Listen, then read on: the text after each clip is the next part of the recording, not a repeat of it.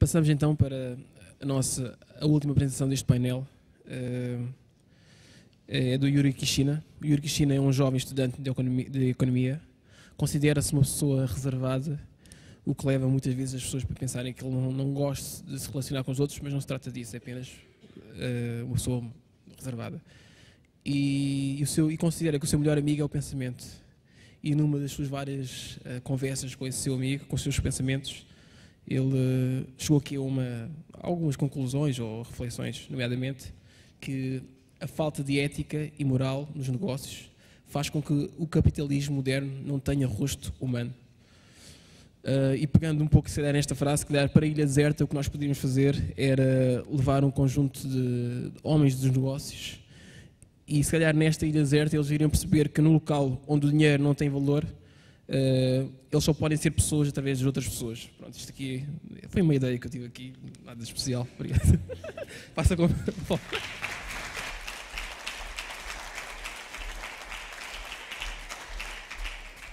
Muito boa tarde. Eu tenho uma tarefa mais difícil, sou o último.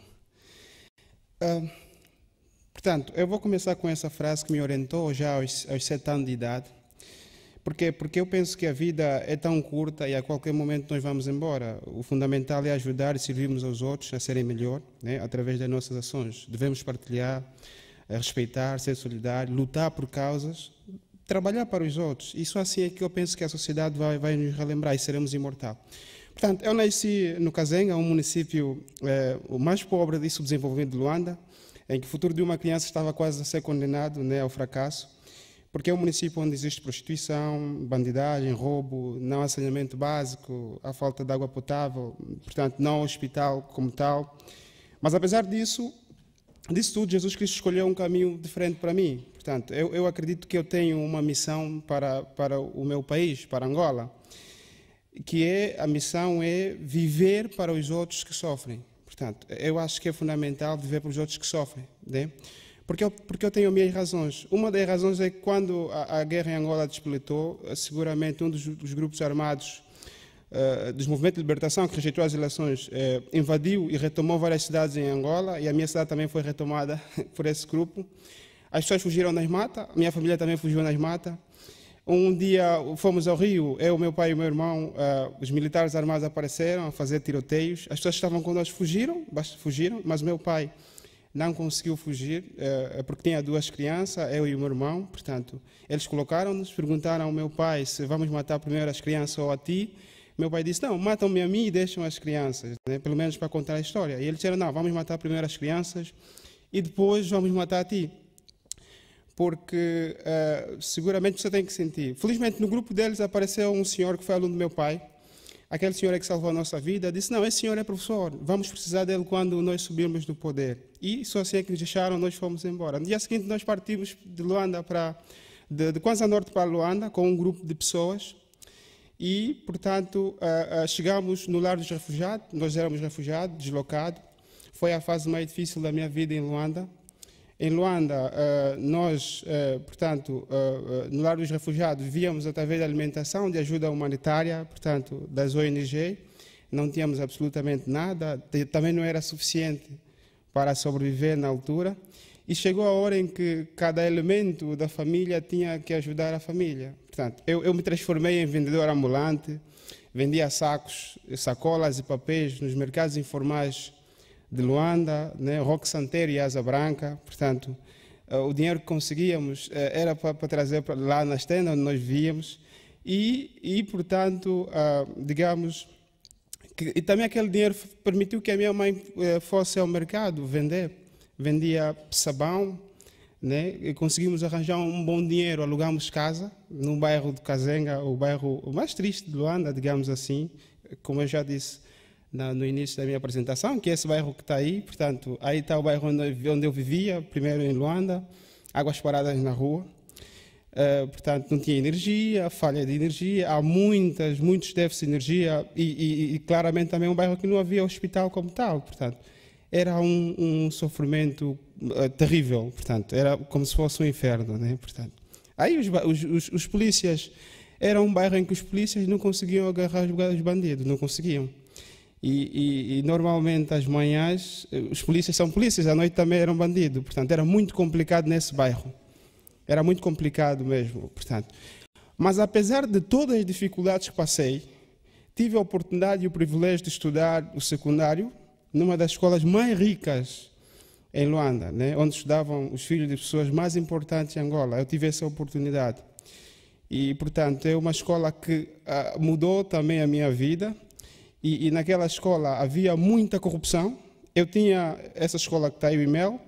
Eu tinha, digamos assim, ou tinhas que pagar ou tinhas que reprovar. E eu não tinha dinheiro. Portanto, uma família humilde, como poderia efetivamente ultrapassar esses problemas? Mas eu encontrei uma única forma de combater a corrupção e as injustiças, né? Que é provar o improvável. Aquilo que Nelson Mandela dizia, que, portanto, tudo parece impossível até que seja feito. De que forma? Era só estudar, estudar, estudar, estudar. E eu passei naquela escola sem compactuar com a corrupção e a injustiça. Portanto, e inspirei muitos meus colegas no 12º ano a não pagarem e começaram também a estudar, e felizmente eles depois passaram também sem pagar. Viram que de facto se apostassem, se estudassem com muito apego, seguramente poderiam alcançar os seus objetivos.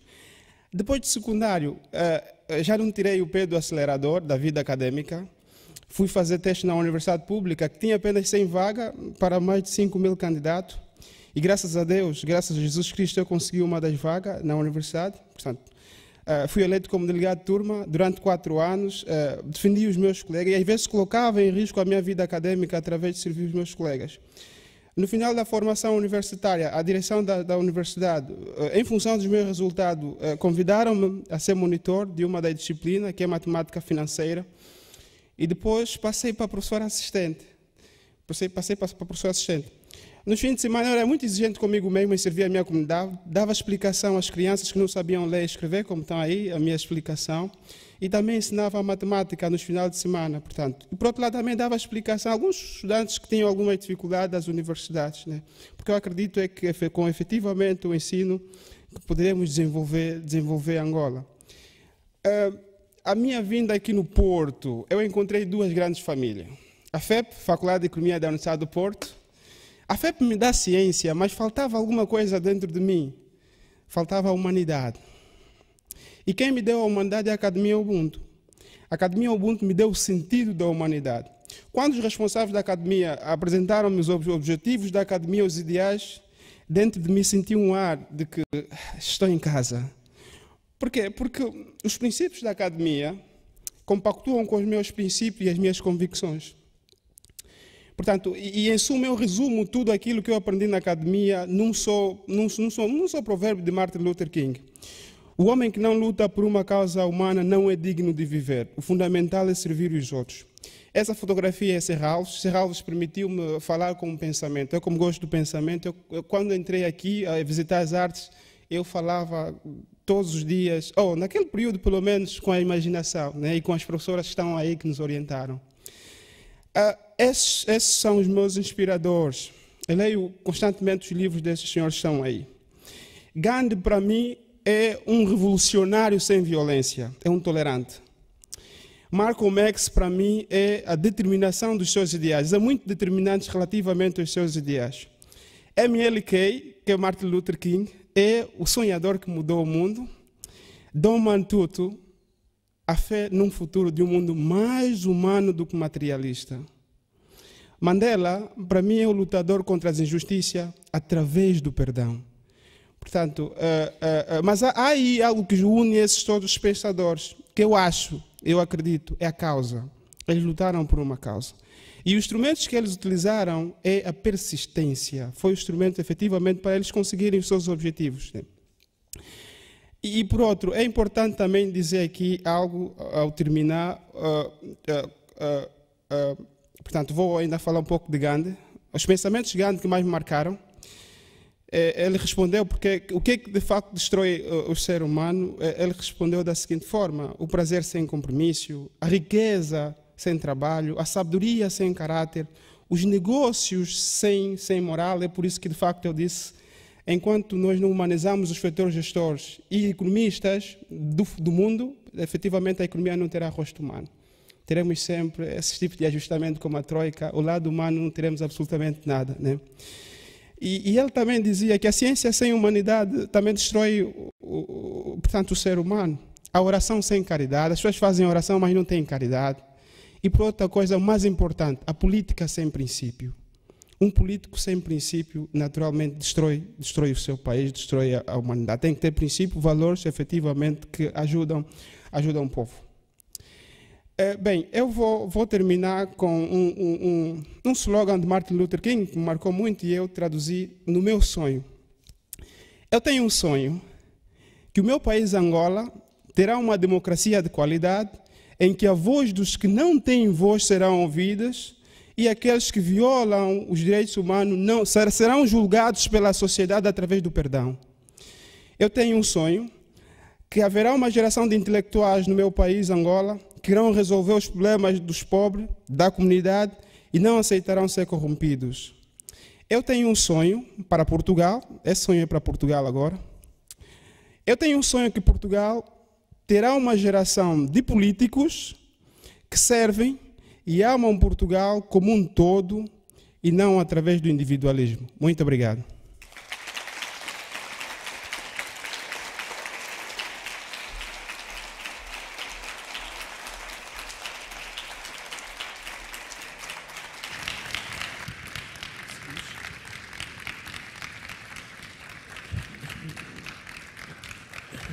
Obrigado.